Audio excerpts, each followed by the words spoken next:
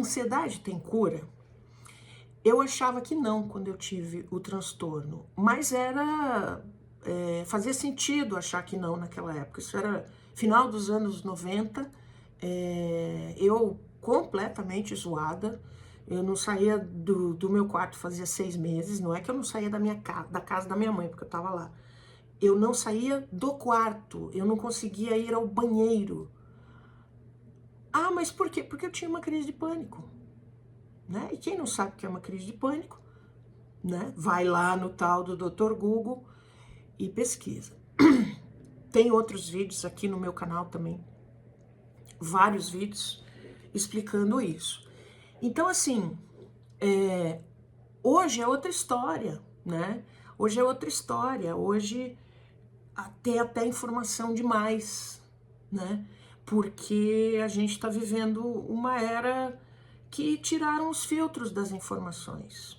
As pessoas não conseguem mais julgar o que é verdade, o que não é, o que está certo, o que não é, né? Porque além da informação truncada, o ansioso ele tem uma extrema dificuldade de filtrar o que é certo e o que é errado.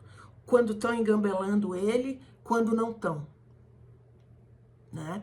Ele demoniza uma coisa e depois acredita na mesma coisa, ou o contrário, né? Ele acredita numa coisa e dali a pouco ele não acredita mais, né? Ele não confia. E isso faz parte da doença, né? Porque ele perdeu o que se chama de a capacidade de fazer balança decisional, capacidade de julgar as situações. Isso faz parte da doença. Então tem isso, tem informação ruim demais e tem a dificuldade do ansioso de fazer o filtro. O que acontece com isso? Ele fica todo embananado e inseguro, porque ele não sabe direito o que ele tem. E isso é impressionante, gente. Tem gente que chega no meu consultório para tratar a ansiedade e acha que tem esquizofrenia. Olha isso. Isso é um desamparo para essas pessoas sem tamanho. Sem tamanho. Sempre houve, mas lá atrás fazia sentido. Hoje não. Né? E nem é ela que tem que determinar se é esquizofrênica ou não, mas ela chega ou tendo certeza ou achando que é esquizofrênica. Porque dentro dos sintomas, né, da ansiedade existe o medo de enlouquecer, né? O medo de enlouquecer real. Então, as pessoas chegam e nem diagnóstico elas têm.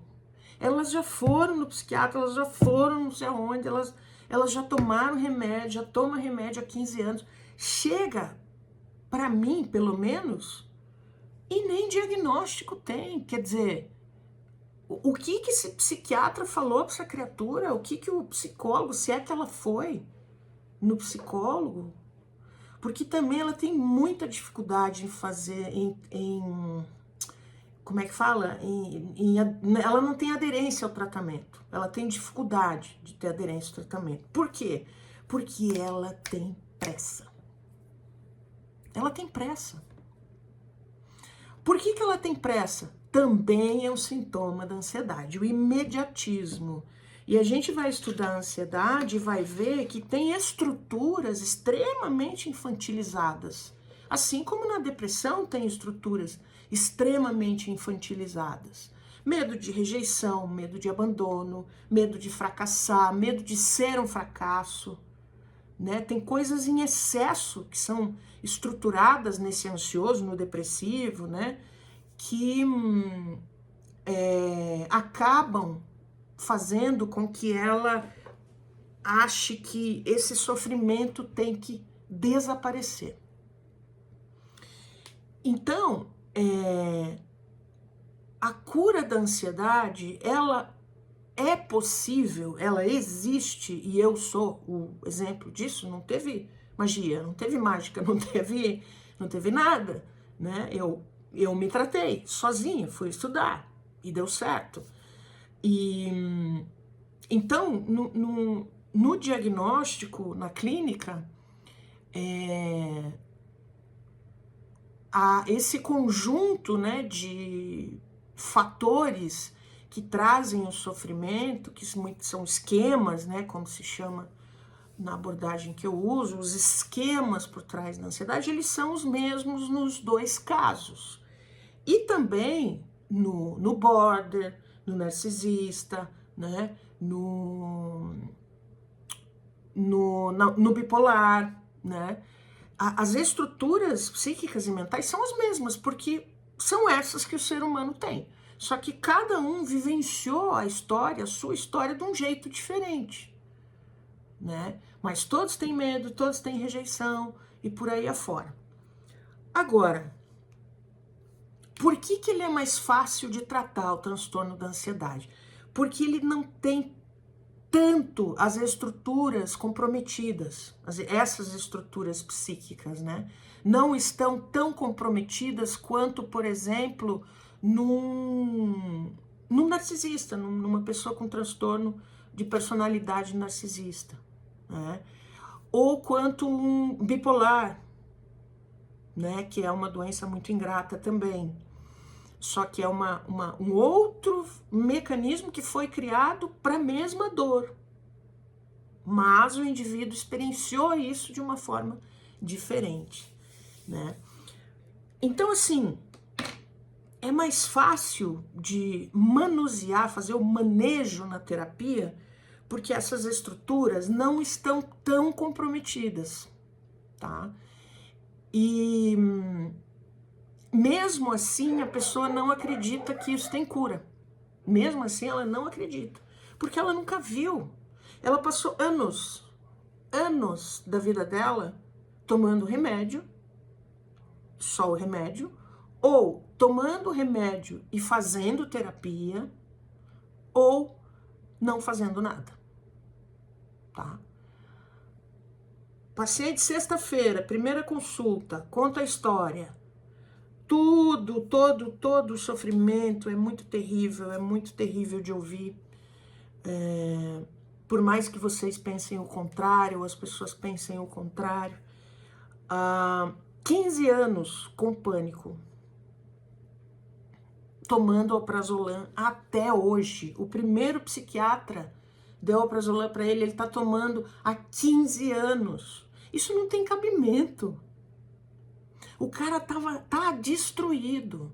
Eu tive que fazer SOS com ele no fim de semana, porque ele tá tendo 3 crises de pânico por dia. E quando ele passa a crise, ele entra num ciclo de ansiedade tão intenso, que ele abre outro ciclo de pânico, que é o que a gente conhece por medo do medo. A crise de pânico é uma crise descomunal de medo. A ansiedade também é medo, de uma forma muito estruturada. Então, quando ele sai do pânico, ele ainda está de ressaca e já entra a ansiedade, né? Falando para ele que outra crise vai acontecer. Então, ele começa a ter medo do medo. Tudo isso é perfeitamente endereçável na terapia. E claro, não vou entrar em detalhes, porque isso é muito técnico, é coisa, né, coisa técnica que não vem ao caso. O fato é, tudo isso tem endereçamento, tem como reverter essas coisas com um bom tratamento. Mas as pessoas chegam absolutamente desamparadas, abandonadas muitas vezes. Por exemplo, a paciente tem crise de pânico, e o marido simplesmente fala: eu não tenho nada a ver com isso, isso é problema teu, isso é abandono. Um abandono que o ansioso já não lida bem, já não lida nada bem, porque ele vem da infância com os esquemas de abandono, né? E acontece esse tipo de coisa. Então, na clínica, você tem que manobrar tudo isso, não são só as crises. Ai, terminaram as crises, terminou tudo. acabou, curou. Então, esses pacientes, eles vêm desse histórico de medicamento, terapia ou nada, né? Muitas vezes faz só terapia, não gosta de medicamento, porque tem farmacofobia. Faz terapia, vai fazer psicanálise. Não, gente. Eu faço terapia com uma psicanalista. Eu não tenho nada contra, pelo contrário, acho genial, acho incrível, me ajudou muito. Mas para pânico, para ansiedade, isso não existe. Então as pessoas não estão sendo tratadas. Por isso que a ansiedade é tão alta. Porque não existe tratamento. Porque os profissionais da área da saúde mental não têm conhecimento, sequer conhecimento desses mecanismos da ansiedade e muito menos como ajudar o paciente a sair da crise, seja de ansiedade, seja de pânico. A proposta da psicanálise não é tirar sintoma de imediato. A proposta de psicanálise é o indivíduo se conhecer, entender os próprios padrões dentro da linha da psicanálise. Então, isso é uma coisa, vem sem diagnóstico. Ou vem com um autodiagnóstico, né? Ou vem com um diagnóstico errado. Quer dizer, gente, como é que você trabalha desse jeito? Como é que a pessoa fica? Né? Eu vi um vídeo esses dias sobre ansiedade e a moça falava assim, como que é o sofrimento do ansioso, o dia a dia do ansioso. E começou a falar, não tem motivação, não tem vontade de fazer as coisas, não sente mais prazer nas coisas, se fica recluso, né? Tem muito comportamento de dormir em excesso e por aí vai. Gente, isso não é ansiedade, isso é depressão. São duas coisas completamente diferentes. Então, qual que é a diferença? A diferença é a seguinte: o depressivo, ele tem uma forma de funcionamento tanto cognitiva quanto psicológica e física também. Que é o seguinte, quando ele entra nas crises de depressão, realmente ele fica embotado, é isso. Depressão não é tristeza, tá? Depressão não é tristeza. Depressão é apatia, é desmotivação, é não sair da cama, é não querer tomar banho, né? Toda crise de depressão, a pessoa quer se matar? Não, não é assim. Geralmente faz a ideação suicida depois de muito tempo de sofrimento com a depressão. E aí sim ele não vê mais sentido da vida, porque ele tá cansado. Ele tá cansado. Ele não vê perspectiva, ele só vê a depressão voltando, ele não consegue fazer as coisas, ele não consegue trabalhar, ele não consegue ter linearidade, porque a depressão tira a linearidade dele. Então, assim, o depressivo, ele tá afundado no agora, né? O ansioso não. O ansioso não consegue ficar no agora. Porque se ele ficar no agora, os pensamentos dele o engolem, os pensamentos o engolem, e ele acredita em tudo aquilo, e ele tem pressa para fazer passar, né? Tem pressa, ele quer sair correndo, ele fica com medo o tempo todo, um medo descomunal, de coisas específicas e de coisas não específicas, como tem medo do nada. Eu, por exemplo, eu tinha medo da noite. Começava a escurecer, pronto.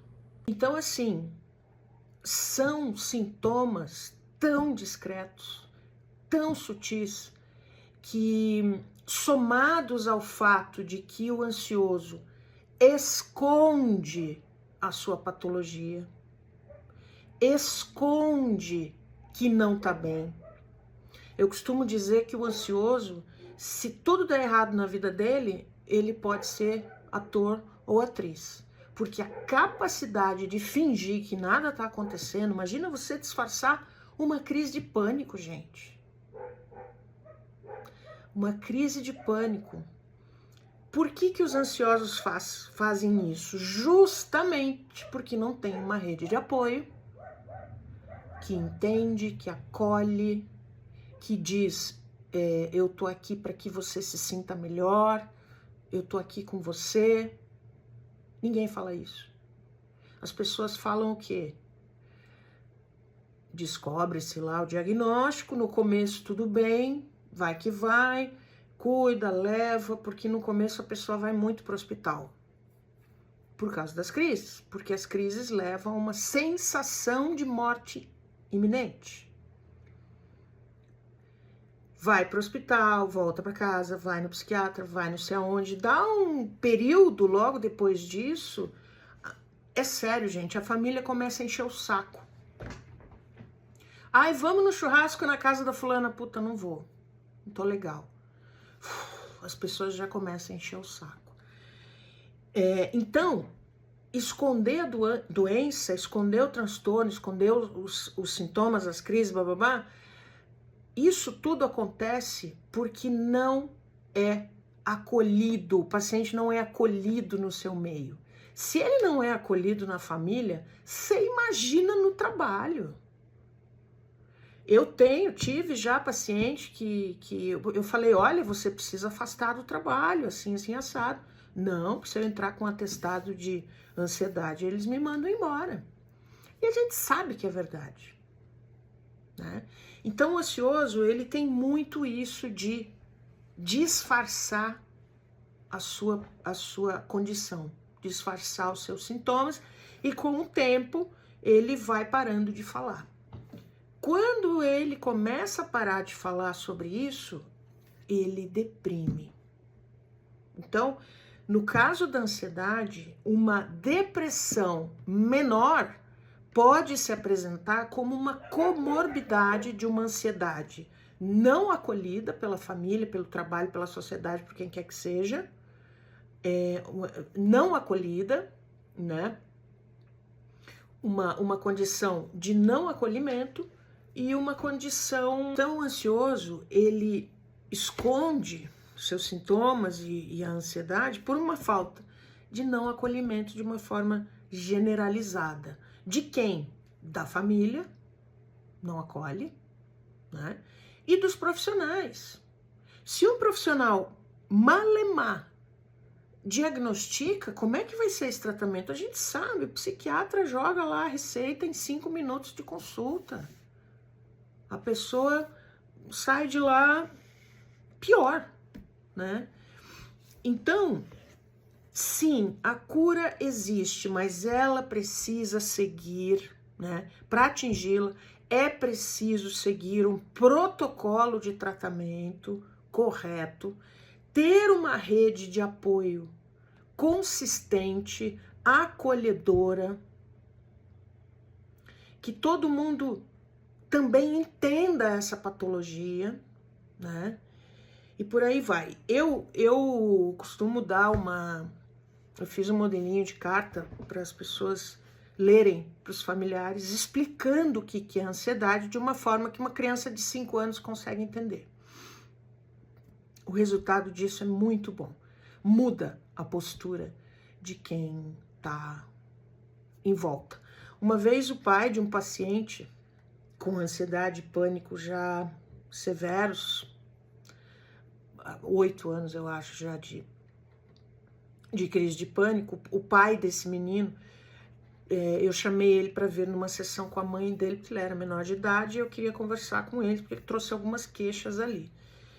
E o pai dele virou para mim, o paciente não estava, virou para mim e falou assim, Elci, isso daí não é desculpa para não trabalhar, esse menino fica o dia inteiro na cama. Esse menino só fica no videogame. Dali a pouco ele tá mal, tem que sair correndo e levar no hospital. Sinceramente, eu não entendo, né? Daí eu falei para ele, olha, é natural que você não entenda, mas eu vou tentar te explicar de uma forma mais simples. A crise de pânico e a crise de ansiedade, que o que muda de um para outro é só a intensidade, a crise de pânico e a crise de ansiedade é a mesma coisa que estar dentro de um pesadelo. Não é quando a gente acorda e se sente mal e fala, ufa, foi só um pesadelo. Não, é estar dentro do pesadelo. É sombrio, é assustador, é morte iminente. A coisa que o ser humano mais tem medo é de morrer, né? Morrer e ser rejeitado. São os dois maiores medos do ser humano. Tanto é que, né, rejeitado, tanto é que por isso, por medo de ser rejeitado, que as pessoas se matam na rede social para conseguir aprovação. Né? Esse é um medo intrínseco que a gente tem desde que a gente nasce. Né? O bebezinho que é rejeitado na hora que nasce, não vai dar bom. Mas esse é o grau da coisa, esse é o grau do despreparo, da desinformação, da ignorância mesmo, da vergonha muitas vezes. Então, a gente tem que pensar que se essa cura existe, como que ela se dá? Como que eu formo essa rede de apoio? Né? Como que eu tiro o paciente das crises? Né? Isso é uma manobra muito específica, que até lá no meu canal, nas redes vizinhas aí, eu explico tudo isso, né? Vale dar um pulinho até lá e tem a ansiedade explicada, né? E eu acho uma pena, assim, eu acho muito triste que a nossa sociedade, as pessoas sejam tão cruéis com pessoas que têm doença mental. Agora, se as pessoas, né, conseguissem se abrir para essas questões, tanto a família quanto os próprios profissionais, né, a gente teria um movimento muito interessante para caminhar em direção a uma cura que é como se fosse a influenza do passado, né? Isso aqui depois vai virar uma bobagem, mas a gente vai se estrepar, a gente vai ralar para conseguir mudar a mentalidade das pessoas, também dos ansiosos, em relação a isso. A gente precisa falar, né, de saúde mental. As pessoas acham que saúde mental é ser relax, é não se preocupar com as coisas, né? Ser de boas, que quem tem transtorno emocional ou né, psíquico é fraco, né? Enfim, a gente precisa também entender o que é saúde mental, como é que essas pessoas podem atingir a saúde mental. E tem gente, como eu falei, que chega, né, até mim sem conhecimento de nada, muito menos de que existe uma cura, e vem de uma coisa que eu chamo de ping-pong. O ping-pong é remédio, tomo remédio, melhoro, fico 3 meses tomando remédio, deixo o remédio por conta própria. Fico lá 3, 4, às vezes um ano, sem nada, sem ansiedade, vem de novo uma crise, tomo remédio, tá. Lá pela terceira, quarta vez que o médico, né, o psiquiatra prescreve esse remédio, ela vai o psiquiatra vai indicar um terapeuta, falou, oh, você tem que fazer terapia. E a pessoa não vai.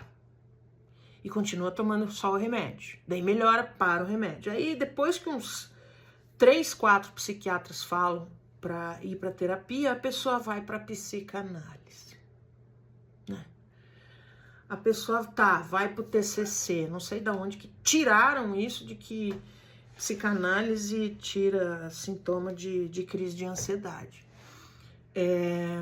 Então, esse é o ping-pong, a pessoa fica assim até uma hora que ela realmente entende que não é nem o remédio que vai funcionar, não é nem essa terapia, que ela precisa de um tratamento específico com um profissional que seja especialista nisso. Por exemplo, eu vejo muitos vídeos, né, sobre o narcisismo, o narcisista e tal, que são realmente esclarecedores. E